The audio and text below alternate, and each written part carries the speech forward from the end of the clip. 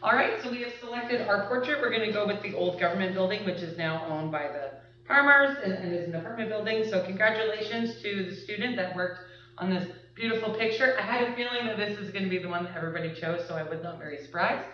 So we will get the information to the school with the board tomorrow, and we'll have to return the pictures, Mr. Malkinson, so that they know.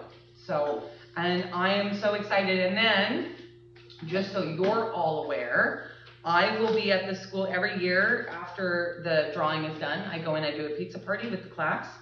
The pizza party I'm doing this year is on June 18th. So I go in with pizza and pop, and we get pictures with the mural, and I just congratulate all the students for their hard work. So everybody is more than welcome to come. June 18th, I'll be there at 11, so it's from 11 till 1 that I'm generally there. And I just go and I hang out with them, say hi, and congratulate them on their hard work. So awesome job, King. Congratulations to this student, and congratulations to the school for another amazing legacy here. So awesome.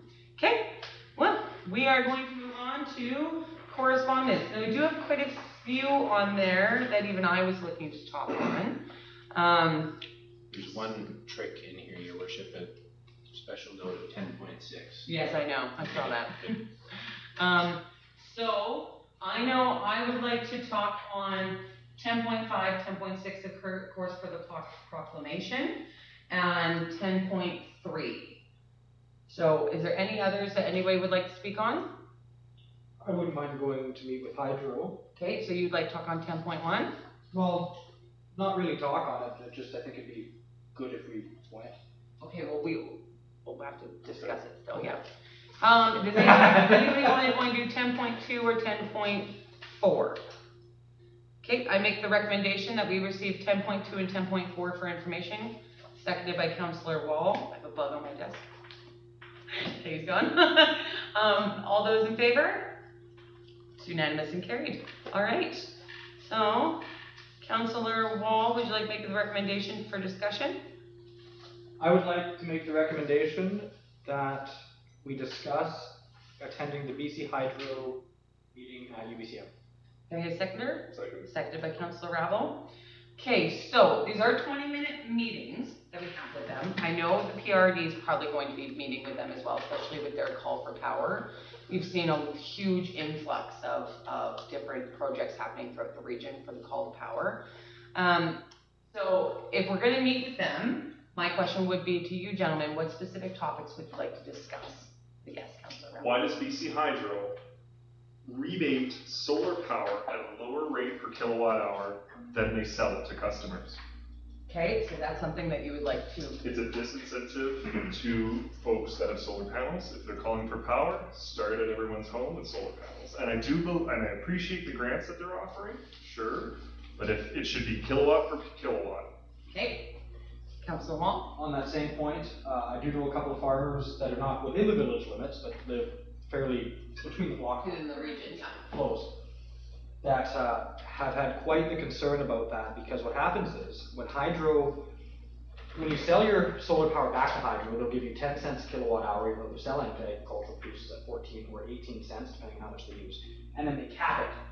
So when the sun sets or winter rolls around, now they're paying an inflated price for Hydro, even though they just gave a whole bunch of power for free to Hydro in the summertime. So I would like to bring that up as well, because I know of two, and me knowing of two probably means there's 30 or 40 around, that have actually gone completely off-grid, when that could have been some of these people would rather put their power into the ground than they would give it back to Hydro, because it's costing them. So, Yep, that's totally fair. So you got both those topics identified, Mr. Malkinson? I heard those as being joined at the hip. I thought they were joining the HIP as well. Is that the same? Because you were saying I like to add that, so I wasn't sure if it was. yeah, I think they're the same. So basically, Yeah. solar power rebate being at a lower rate than the actual purchase. Okay. Figure, right? Okay. Yes. And then solar sales can only you can only accumulate so many credits as your bill costs, otherwise you just lose it. which is also, because they don't actually pay you money back, they just accumulate credits. Credits for you. And so they're accumulating credits at 10 cents a kilowatt hour when you have to buy at 14. And then as soon as the month ends, or your billing cycle ends, well, now you're buying power and you're paying for it, and you're giving power back, and it's really not worth it. So there might be the solar piece, but what about on the municipal level? Obviously, we would communicate with them directly regarding infrastructure and other pieces related to the village specifically, correct? Yeah. Is there specific areas of infrastructure you gentlemen would like to speak on? Like, I know BC Hydro has definitely worked with us for the past couple of years when it comes to the tree trimming. They were very, very helpful there. They covered the cost of removing the trees and then provided us a grant to help us replant them this summer. They've been really, really great with coming out whenever there's any issues that we are having when it comes to like their specific infrastructure. So I don't currently have anything in mind that I could think of to bring up because they are quite active whenever we phone them. So Something I think we could bring up, but I would probably need more information for everyone to have. Something that's going on right now is BC is buying power produced in Alberta, and I'm going to call this greenwashing, but they're buying power produced in Alberta made by LNG or natural gas, and they're running it through the Site C generating stations, and then calling it hydropower, okay. and then selling it down south.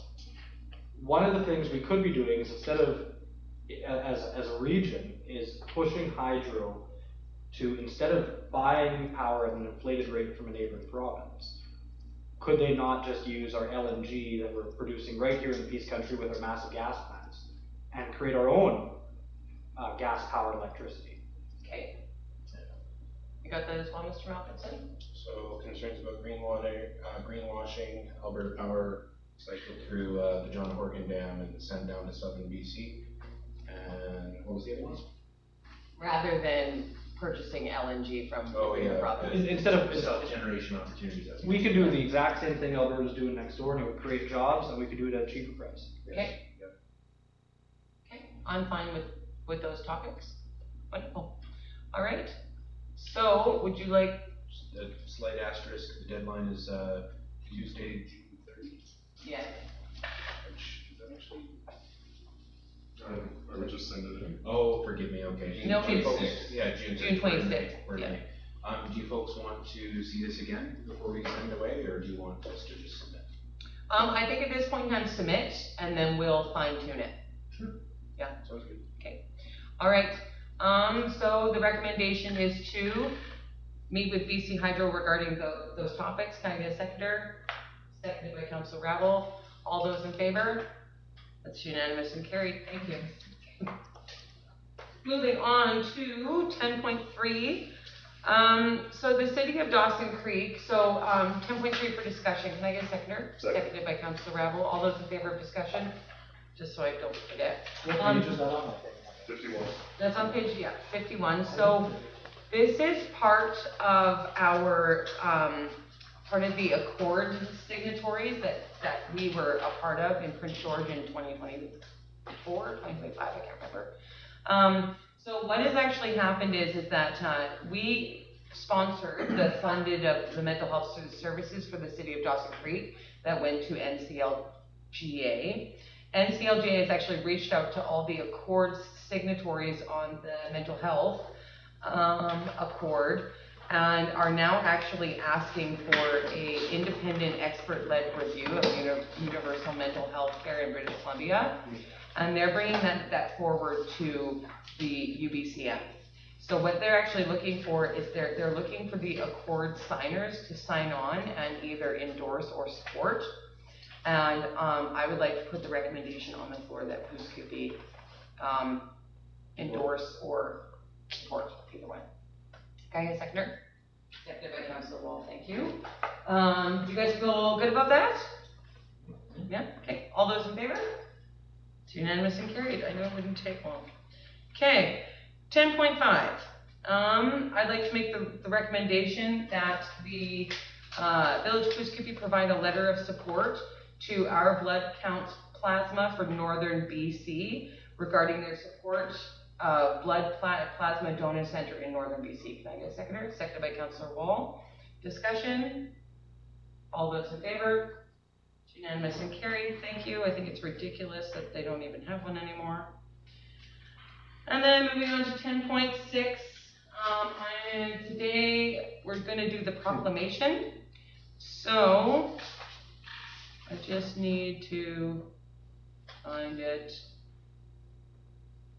I'd like to proclaim that the Village of Pouce Coupe proclaim the week of May 31st to June 6, 2026 as Accessibility Week in the Village of Pouce Coupe. Can I get a seconder? Seconded by Councillor Rabble. All those in favor? That's unanimous and carried. Hey, do I have any like fancy slip I need to read? Is that what you're running for? Yeah, I think you might have it in your thing, but I can't remember, so I turned Page 50. Last page.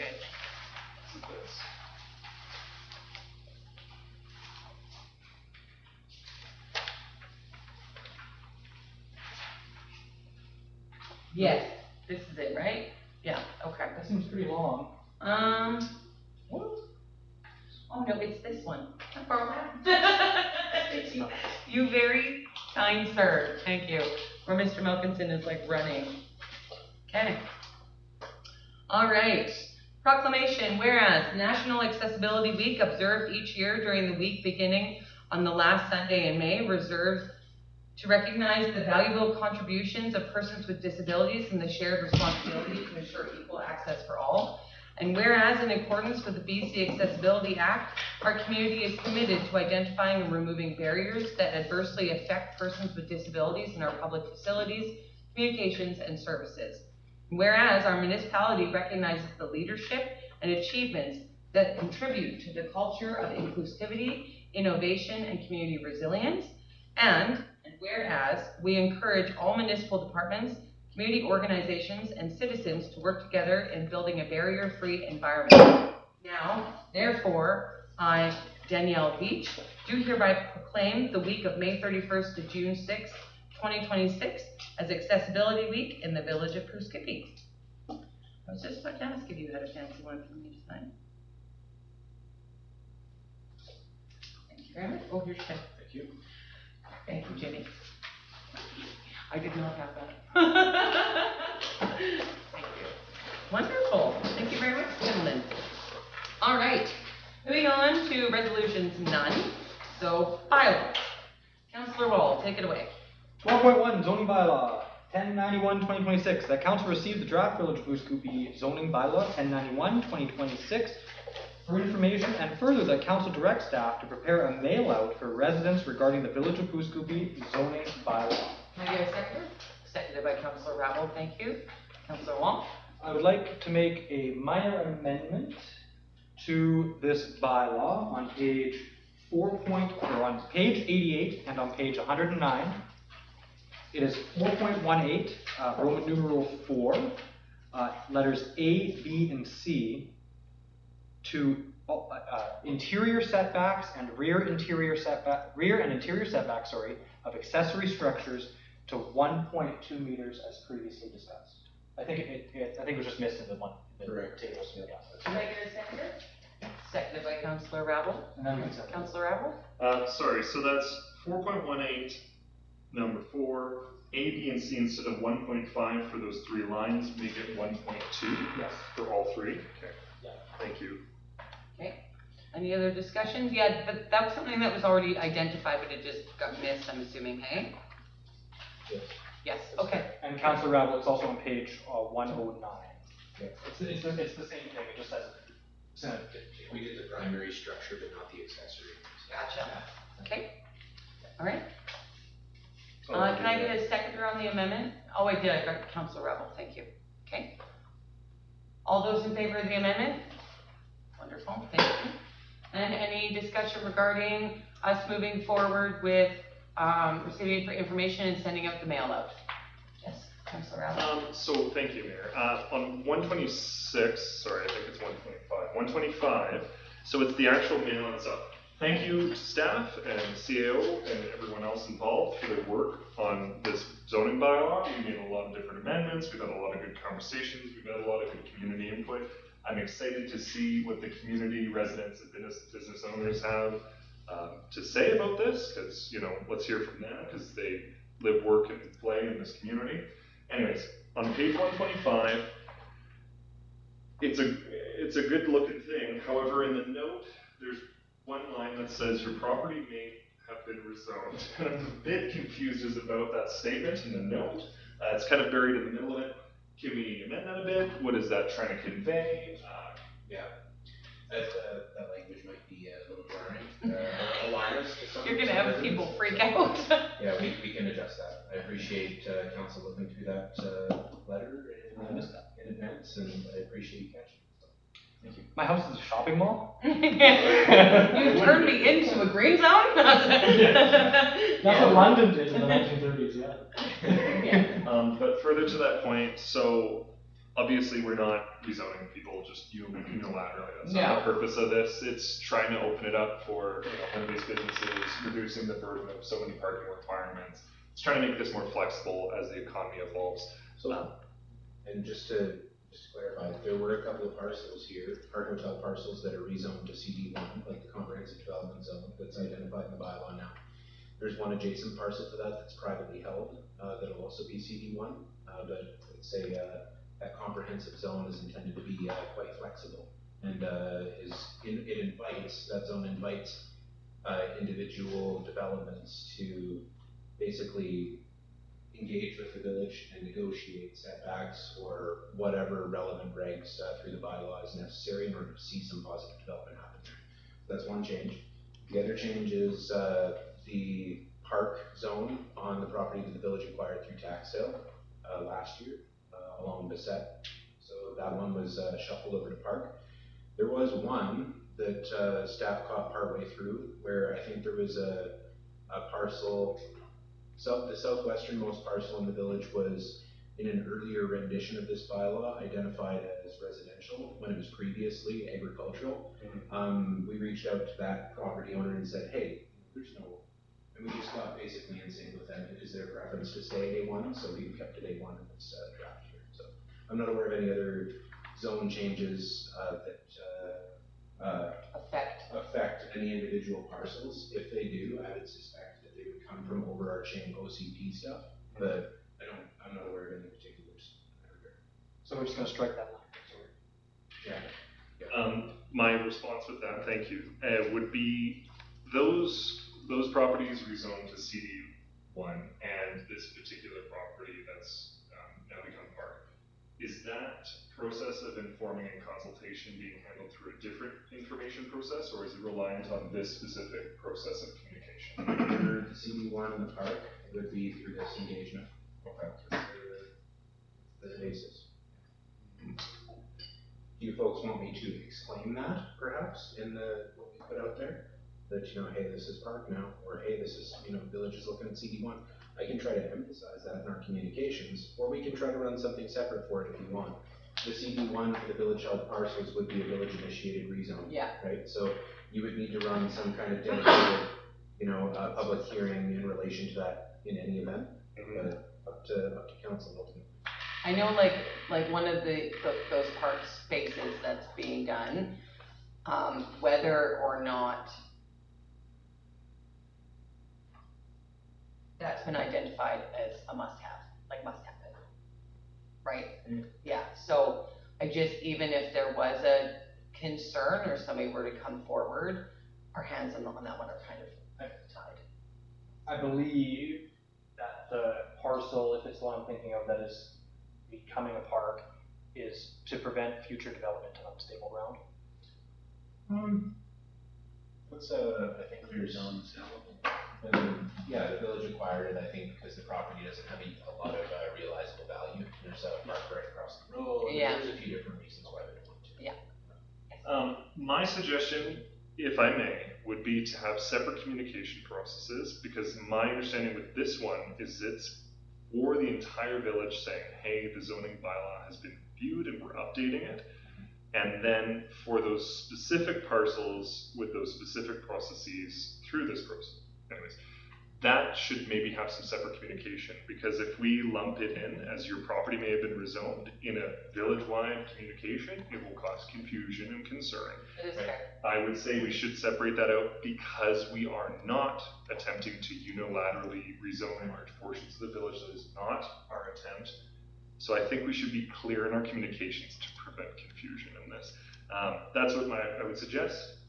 I understand that we are also under legislative requirements for how we proceed with these communications. I don't know if this was intended to be a catch-all. My suggestion would be to separate those communication processes. One being this for the entire village, for all folks to know that we're updating this, and another process for those parcels specifically and the legislative requirements associated with those specific parcel rezonings. So I think what I'm gonna have you do then, Councilor Ravel, is we will vote on accepting this for information and sending out this mail out, and then we'll make a separate motion to address those specific parcels through a different form of communication. Does that work for you? Yeah. So there is a wrinkle in that approach, in that what's included with the zoning package that's sent out is the zoning map, and that zoning map does have that. So it's not that it's necessarily you can sever, perhaps the map from the general notice that's put out to the public. But if council's hoping for direct communications with relevant or affected property owners on particular parcels that were rezoned through this, then we're happy to do that. That's no problem. Yeah. Just want to make sure that there's no, I'm not pulling a fast one on anybody, but if we put out the bylaw, it will have that schedule in it that will indicate those parcels. Unless you guys want to just, put it out as it previously was, no change. If severability is an issue, I would strike the line your property may have been rezoned, because that will cause confusion and panic and uncertainty. We don't want that. Happy to do that. I would add in a line of the creation or amendment of CD1 and expansion of park parcels, or something like that that's specific to the matter at hand. I like But that. I don't want somebody living living in their house suddenly thinking they've been rezoned commercial or Yes. higher density or something bizarre like that. I do like that. I would actually. change the approach to actually reflect the reality of the reality on the ground. Yeah. Councilor Wall? Yeah, I like that. I was gonna say, maybe we just rewrite that little box and say this zoning bylaw incorporates a change that Yeah. includes, a CD1 zone, little sentence about what that is, and it only affects the property owned by the village, formerly known as the Hart Hotel, or something. Yep. And the expansion of Yeah. parkland along the set. Yeah. I think that's better. I like it. Yeah. Do you need a specific motion for those changes, or are you comfortable making them? It is genuinely a very good addition. I think Yeah. that will continue to make that stronger, so. I was worried about that. I was worried about that. Because if people have questions about it, Yeah. what is a CD1 zone? It's like, well, it'll help us remediate or redevelop that location, right? That's correct, yes. All right, I like that. I'm excited to see that go up with those changes. Somebody call the question. All those in favor? Wonderful. Thank you, Mr. Malcolmson, and thank you, Councilor Ravel, for working through that. Okay, moving on to item number 12.2. Councilor Johnson, you want to read it? The council adopt revitalization tax exemption program bylaw number 1087/2026. Seconded by Councilor Ravel. Thank you. Councilor Wall? I thought we already did all the readings of this. Oh, there was the whole thing. You're picking at his scab. This poor man is scabbed. Is there anything different in this one compared to the last time we looked at it? Mistakes, no. No, there's nothing changed. It's the exact same. We were just so excited. You just had to bring it back for a fifth time. Yes. There was a meeting where it was just Councilor Wall, Councilor Ravel, and Councilor Johnston.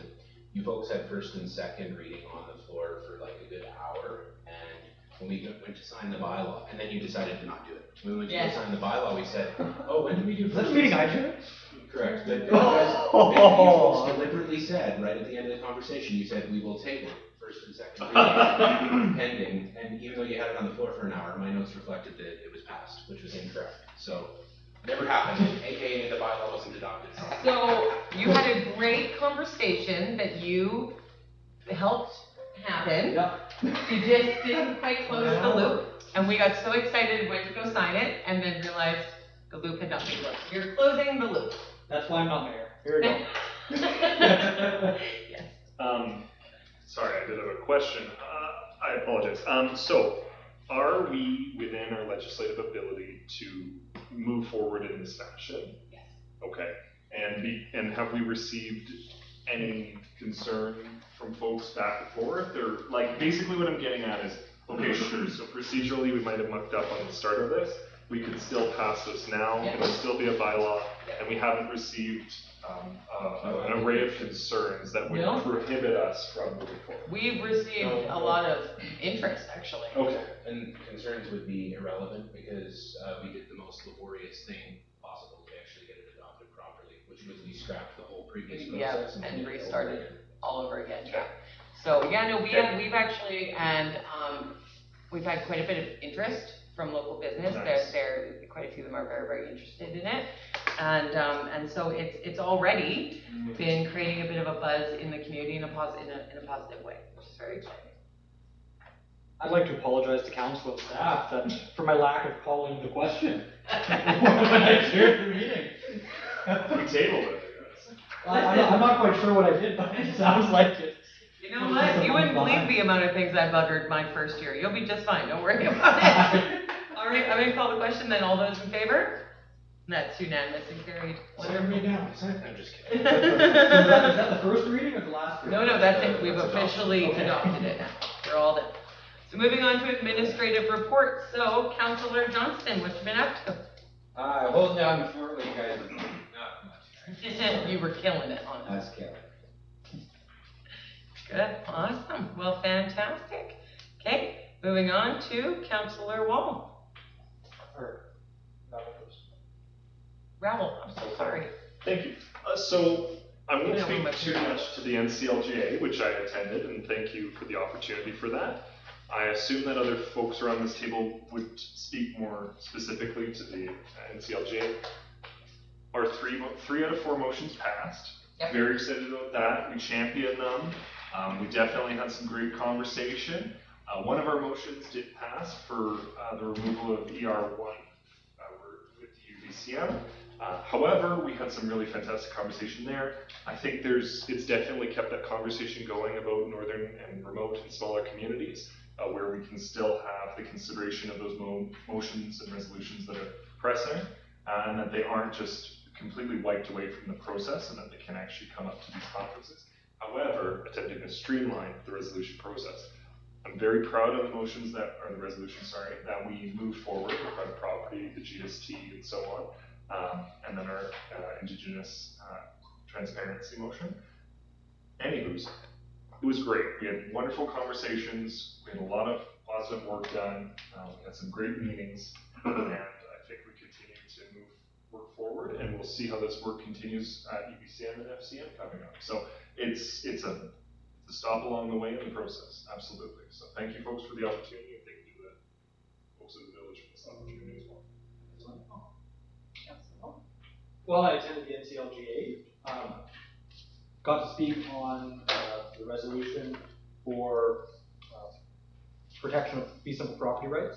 I feel like it went very well. I was a little bit nervous going into that one and had a couple of brain farts trying to figure out what to say before I went up to the mic, but it worked out really well. I'd say definitely a clear majority passed, but a vast majority of the room approved that motion, and the resolution was successful. So that's the first step in a long process, but very, very proud to have done that, and feeling very grateful that has let us, take that first step towards protecting private property.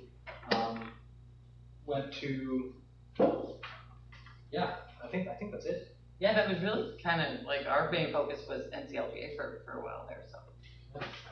Your worship, I have a positive note to share. There was a CEO that texted me out of the blue from, he works along Highway 16 while you folks were at NCLGA. He says, I am watching your council speak to Goose Goopy's resolutions at NCLGA, collaborating and doing a stellar job. So, Stellar. Good to hear. Is that the same guy that was talking to me? He said he was a counselor and now he's a CAO. I was like, we got two fans? Two fans. Holy! That's good. That's pretty good. Wonderful job. Councillor Whittle isn't here sadly, so moving on to me. I had a couple of notes, from my PRD meeting that I wanted to bring forward to this table. One bummer, we did have a presentation by Planet Works regarding the regional connectivity. That is something that myself and Mr. Malkinson have been advocating for some of our local businesses that are struggling with some connectivity issues. It was officially identified that Pouce Coupe is ineligible for fiber to the home because we actually have a form of fiber to the home already identified. And don't worry, well, you see, hang on, don't worry, Area D is also not eligible either, because what has happened is TELUS has the permit to build the fiber, but is not actually doing it. So we do technically have a form of fiber to home, and then with an expansion from TELUS, TELUS holds the permit. TELUS is not actually doing the work, it's just hanging on to the permit. And so us and Area D have been a bit shortchanged, so it really wasn't great news, but the advocacy is going to continue. They've made a few data collection errors in other communities, and that were highlighted during the meeting. And I know that those are wrong, and so do the community, Hudson Hope being one of them. And now they're going to go back and relook at the data and then re-present it to us. And once they've identified that, they've made an error, I am going to advocate that they redo the data for Pouce Coupe, because just because somebody holds the permit doesn't mean that the fiber's in the ground. And their understanding is the fiber's already in the ground, and it's not. TELUS is just hanging on to the permit. So I am going to be asking for a complete redo of the data, and so is Director Hebert from Area D. We're both feeling a bit frustrated, so we're going to join forces on this one. This seems a bit like some of the other organizations we work with. Just because there's a track doesn't mean there's a train. Yeah, that's right. So that's that was kind of one of the bummers that I wasn't super stoked about, but at that point, me and Director Hebert are going to join forces and see if we can fix what has happened, because we're both feeling like something needs to be done. Goalposts seem insufficient on that as well. Like I think the definition of served for the communities that were identified in the survey that the regional district had prepared was 50 up and 10 down, which is really inadequate for some of the folks that TIE is connected with in the village have identified connectivity as a barrier to their continued investment in Pouce. Those lowest needs are probably preventing their it's a barrier to growth for them. Yeah. So it is something that I'm definitely have my finger on. I was not happy to hear that they're under the understanding that we already have fiber and everything's all great and everything's fantastic. No, it is not. Well, 4 or 5 years ago, when they were redoing the lines down our highway, that was fiber coming in from the Grand Prairie side. And I got to speak with one of the guys putting it in at the end of 51 out there, the school in the corner. And that was fiber going to Dawson Creek. I'm not sure if that was, I don't recall if that was for TELUS or if that was for another company or what it might have been, but I'm like 99% confident that there is fiber that runs through Pouce that does not connect to Pouce. Yeah, and that's part of that data collection that is not correct. So that's what I'm looking to have corrected. As I said, Hudson Hope has been identified as also having fiber, and they absolutely don't have any fiber. Well, we might be showing up on the map because the wire goes through us, it just doesn't have any. That is part of the problem. We are showing up as having fiber in the community to the home, and we are showing up as TELUS has a permit and is going to do the work, but it's not, right? So it's those errors in the data that need to be corrected. I'm waiting for them to identify Hudson Hope's errors so that I could be like, well, you were completely wrong there, so maybe I can guarantee you you're completely wrong here as well, right? And so that was my understanding from Director Hebert as well. He was going to be pushing that too. So yes, so did that. And then I attended a food bank meeting and the AGM for Legion.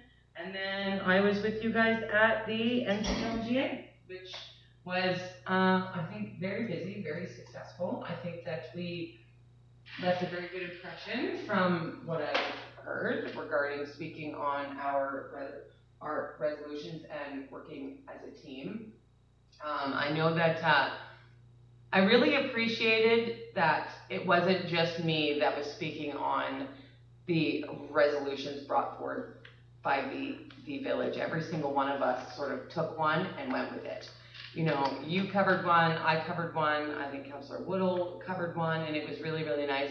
It wasn't just the same, it wasn't just me standing there, because at the end of the day, while I am sort of the public face, it's the decisions made at this table by every single one of us that create movement within the community, and I think it's that teamwork and that spreading of our advocacy that I think really, really made us shine.